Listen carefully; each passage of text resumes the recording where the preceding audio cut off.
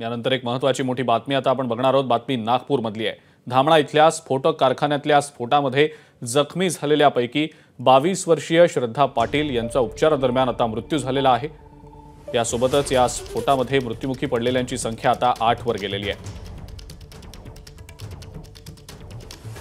आणि याच संदर्भातली अधिक माहिती देत आहेत आपले नागपूरचे प्रतिनिधी तुषार कोहळे। तुषार,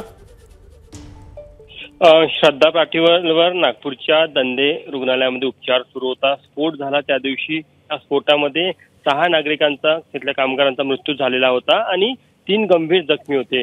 त्या 3 गंभीर जखमीपैकी आता 2घांचा मृत्यू झाला आहे। काल एका जखमीचा मृत्यू झालेला होता। आता श्रद्धा पाटील या तरुणीचा देखील मृत्यू झाल्याची माहिती पुढे आलेली आहे आणि त्याला डॉक्टरांनी दुजोरा देखील दिलेला आहे।